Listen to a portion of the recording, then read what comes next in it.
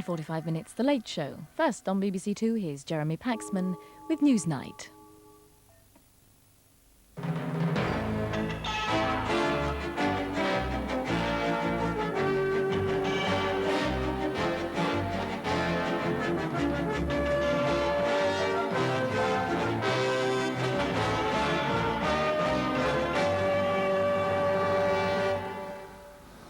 They didn't want to lose him, but many thought he ought to go. Lord Lane steps down as Lord Chief Justice 15 months early. Good evening. Lord Lane, the senior judge in England and Wales, is to retire at the end of April. His successor as Lord Chief Justice says he wants to restore confidence in the judicial system. Was Lord Lane part of what's wrong with British justice, or unfairly pilloried for other people's mistakes? Sir Bernard Caulfield, 20 years, a High Court judge, says Lord Lane was the finest Lord Chief Justice for 50 years. Chris Mullin MP, defender of the Birmingham 6 and Guildford 4, takes a rather different view. Also tonight, a ruined Lloyd's name has plenty of time to ponder the meaning of unlimited liability. Were the thousands who've lost money victims of their own greed, an act of God, or an act of almost criminality? One of the names who's being asked for tens of thousands takes issue with the chairman of one of the biggest underwriting agencies. And France decides whether to try one of its citizens for crimes against humanity during the period of Nazi collaboration. How and why did the church shelter Paul Touvier for 40 years, knowing he'd already been sentenced to death? The law is the true embodiment of everything that's excellent. It has no kind of fault or flaw, and I, my law friends, embody the law. W.S. Gilbert's words have rung slightly hollow for the Lord Chief Justice these last few years. Lord Lane was the man who refused the Tottenham 3 leave to appeal, refused to apologise to the Guildford 4, and turned down the appeal of the Birmingham 6. His resignation and replacement by Lord Justice Taylor, the man who chaired the Hillsborough Stadium inquiry, will be seen as part of the process of removing the tarnish on the British criminal justice system, currently the subject of a royal commission. Grand, old, Dickensian. Lord Lane, the Lord Chief Justice since 1980, was the very image of what you'd expect our highest judge to be. What hangs less well on this embodiment of British justice is his proximity to almost every celebrated case of alleged miscarriage of justice in the past 30 years. When the Birmingham 6 walked free last March, after 16 years of wrongful imprisonment, Lord Lane was an accused accomplice. In 1987, he had thrown out the 6's appeal, saying, "The longer the case has gone on, the more this court has been convinced that the jury was correct." That nadir, hard on the heels of the Guildford 4 case, brought a torrent of demands for Lord Lane's resignation. The Times, with telling foresight, said he should not be hounded out of office, but he should retire as soon as judicial dignity allows. Lord Lane's brushes with controversy had begun long before. In 1962, he was a prosecuting barrister in the trial of James Hanratty. Hanratty, accused of the A6 murder, was hanged for a crime few now believe he committed. Later, Lord Lane represented the police in the inquiry into the wrongful hanging of Timothy Evans. Reactionary? If so, Lord Lane was also a reformer. He introduced a new sentencing code for judges and made the landmark judgment that rape in marriage was a crime. And in the House of Lords recently, he held out for flexibility in sentencing policy. I venture to suggest that the mandatory life sentence for murder is no longer necessary. But he's also known for forthright language.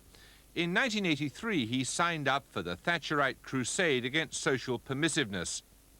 Men who are described as gay are not gay, they are homosexuals and or buggers. He was ruthless on those he thought were corrupting the nation. If anyone deserves to be hanged, it would be those who import and distribute heroin. And to combat pornography, he advocated rigid and vigorous censorship. With the release of Stefan Kishko last week, after 16 years in prison for a crime he didn't commit, the justice system which Lord Lane bequeaths is in embarrassingly bad shape. By appointing a royal commission to review the criminal process, the government has at least recognised the depth of the crisis. And by retiring today, Lord Lane has recognised that he isn't the man to usher in a new era. That job will fall to Lord Justice Taylor, who by startling coincidence was the prosecuting counsel in the trial of Stephen Kishko. At 61, he is, though, a judge from a different generation. He was responsible for the inquiry into the Hillsborough football stadium disaster. And today he wasn't blind to the public relations advantage of a less remote judiciary. I would like to think that it may be that I'm not thought, rightly or wrongly, to be wholly out of touch with mainstream of life in the country. It may not have been Lord Lane's fault that he presided over the criminal justice system at the time it plunged to its lowest esteem in recent history. But his departure was a prerequisite for any credible reform. Well, now, joining us from our studio in Nottingham is Sir Bernard Caulfield, 20 years a High Court judge, recently retired. Here in the studio is Chris Mullin, MP, who campaigned on behalf of the Birmingham 6 and the Guildford 4. Chris Mullin, what do you think will be Lord Lane's legacy? I think he presided with his eyes firmly closed over a disastrous chapter in British legal history. And it will be the job of his successors to clean up the Judicial Act. His eyes willfully closed? No, his eyes firmly closed. I don't make any allegations of that kind. It's just that he, as the Lord Chief Justice, failed to see what was obvious to many people who travel on buses. Sir Bernard, is that how you assess him? No, it isn't. I don't recognise the Lord Chief Justice from the utterances which have been made so far by your good self and the contribution which has been made by Chris Mullin. Chris Mullin, of course, has a blind faith in his own judgment, as though his judgment has always been the same as regards the Birmingham 6 since their conviction way back, I think, in 1975, when Chris Mullin, I think, was a fairly young man. And this is now rather good form to hit a person who I think has been a most distinguished Lord Justice. And as regards his eyes being closed, I think Chris Mullin's eyes would be opened if he had the good fortune to appear before Lord Lane. Right, as a professional lawyer, how did you rate him? Lord Lane is the best criminal lawyer in my experience, and my experience covers Lord Goddard, the tough Lord Chief Justice of the 40s, Lord Parker, Lord Widgery, and ultimately Lord Lane in 1980. And Lord Lane's work in the Court of Criminal Appeal has been magnificent from the first day he sat there. And if there hadn't been any IRA trials, there would be not the slightest criticism of Lord Lane to date. The problem is there were some IRA trials. There were, but Lord Lane wasn't responsible for the original miscarriages of justice. Little has been said about those who are responsible for the initial miscarriage. Right. The initial miscarriage was due to perjury on the part of certain witnesses. Chris Mullin, some of them police. It wasn't Lord Lane's fault. No, well, of course not. It can't be blamed on a jury very easily because most of the big appeals which Lord Lane later presided were without a jury. And in the Birmingham appeal in 1987, which I sat through virtually every day, Lord Lane didn't attempt to disguise from the beginning of the hearing his own attitude towards what was being alleged. And indeed, in the final judgment, he went over the top. As the longer this case has gone on, the more certain we have become that these defendants are guilty, as with so many of these cases referred to us by the Home Office. Sir Bernard Caulfield, since there was no jury in these cases over which he... Of course there wasn't a jury, it was an appellate court. Well, then how can you say it was the jury's fault?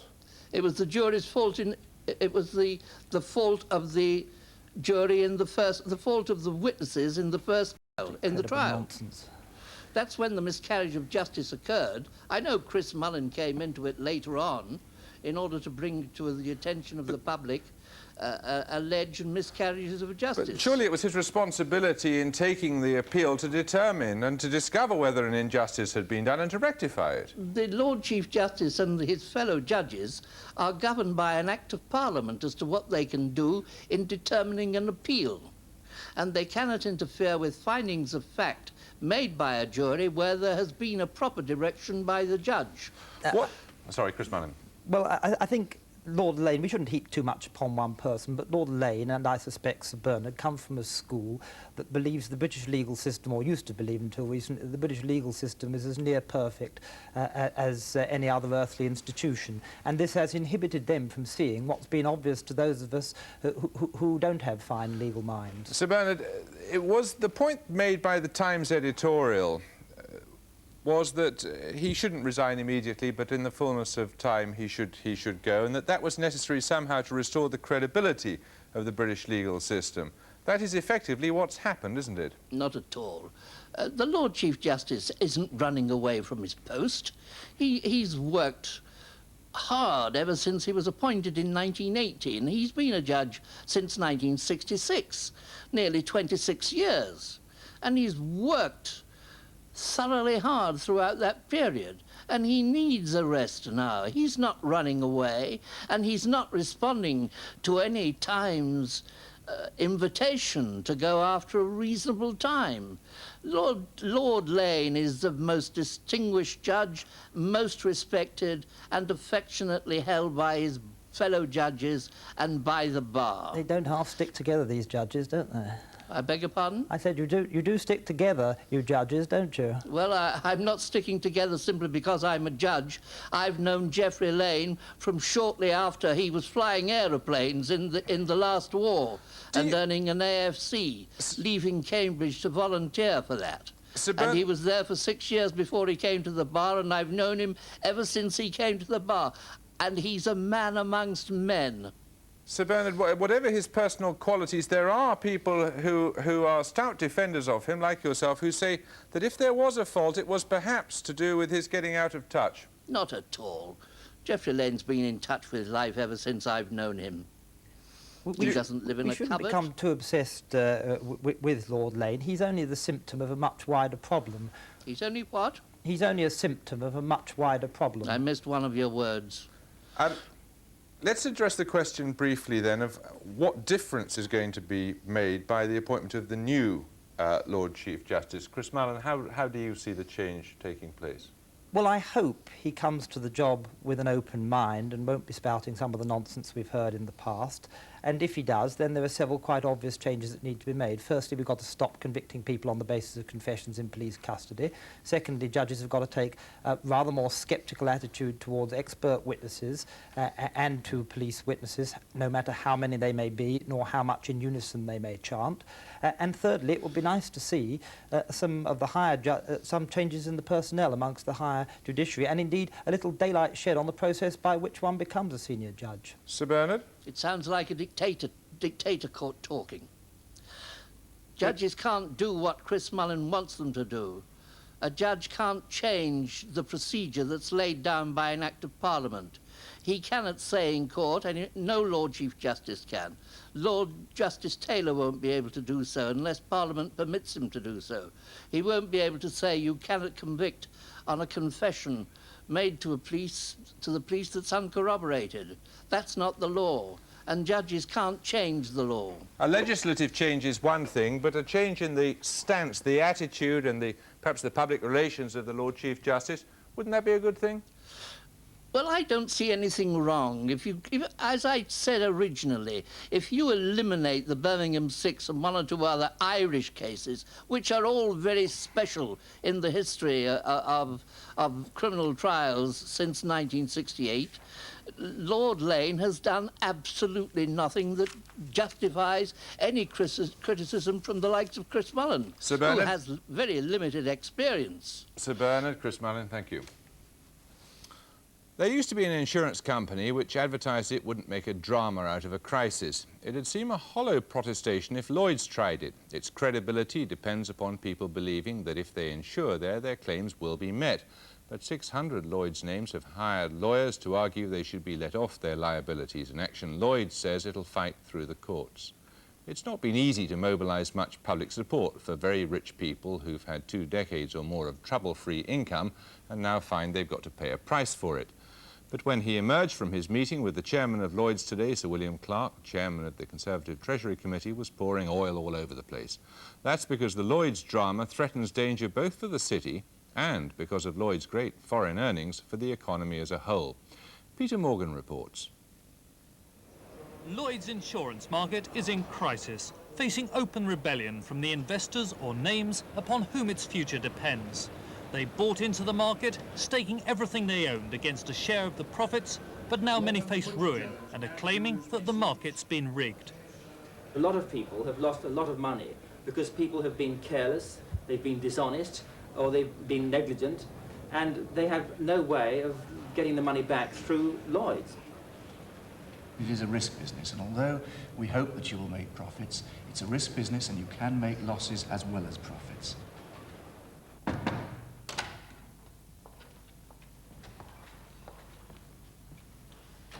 Good morning, Mr. Crouch. Can I introduce Mrs. Glenn? Nice to see you. You sit yourself down. If there's one thing Lloyd's is indisputably good at, it's tradition. In this imposing banqueting room, thousands of investors have agreed to risk everything they own in return for a slice of the profits, which have run as high as 20% a year. The first thing that Lloyd's staged this reconstruction for Newsnight to emphasise that their investors, or names, are left in absolutely no doubt about the terms of the deal they're striking. And secondly, that you take on unlimited liability. And unlimited liability means just that. It doesn't mean that there is any limit fixed to your funds at Lloyd's or anything like that. It is purely unlimited liability. Everything you own is at risk, and you understand that. Yes, I do understand. But now the theory of unlimited liability has become practice. Colossal losses in the insurance world are threatening thousands of Lloyd's names with personal ruin, and they're crying foul. They claim the fortunes they've lost aren't purely the result of hard times in the insurance industry, but have been aggravated by negligence and malpractice among Lloyd's professionals. Thousands of names have deserted Lloyd's altogether. Many more plan to sue. Without the investors that provide Lloyd's with its financial backing, the insurance market would collapse and Britain would lose exports worth £8.5 billion over the past 5 years. For the world's largest insurance market, the stakes could hardly be higher. Anyone who wants to become a name must have £250,000. That has to be lodged with members' agents who distribute it among the various insurance syndicates made up of underwriters, the insurance professionals who actually assess risks and sign policies brought to them by market brokers. All these insiders are also names. These working names wield huge power over the outside investor. Now the agent has left the room, I normally like to ask... It's a relationship based on trust and 300 years of tradition, conducted by the gentlemen of the city, whose word was their bond. The next important thing that you must realise is that unlike any other business that you might go into, you do in fact delegate a huge amount of power, both to your agent, and he in turn delegates tremendous power to your underwriter. But relationships based on trust rather than regulation are most prone to turn sour.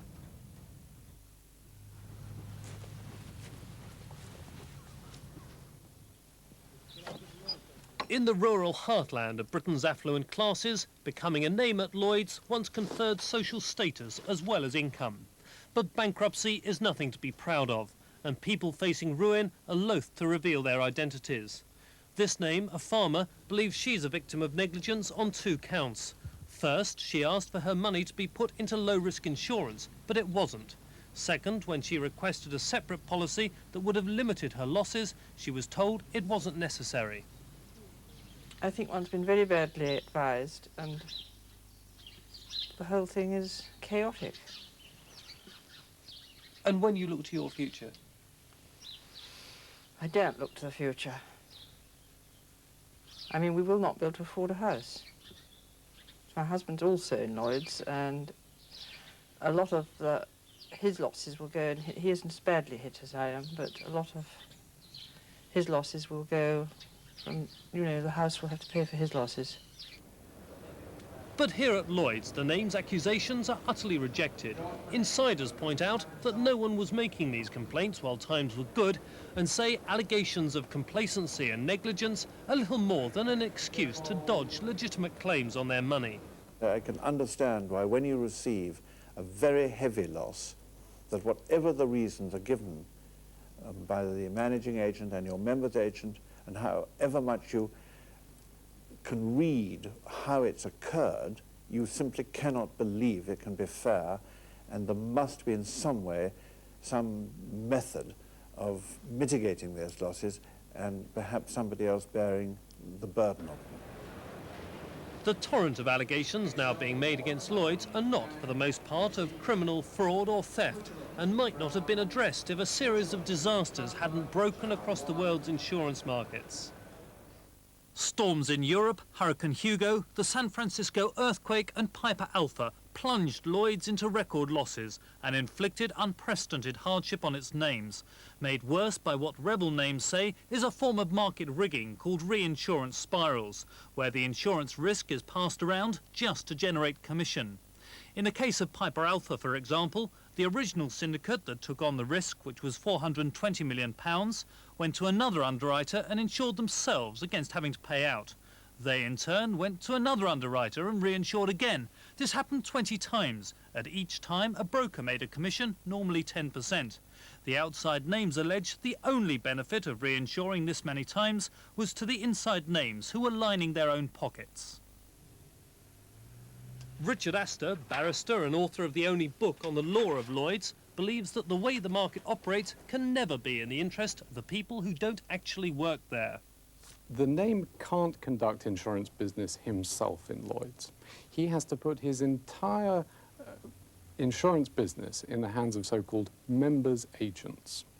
These are the intermediaries between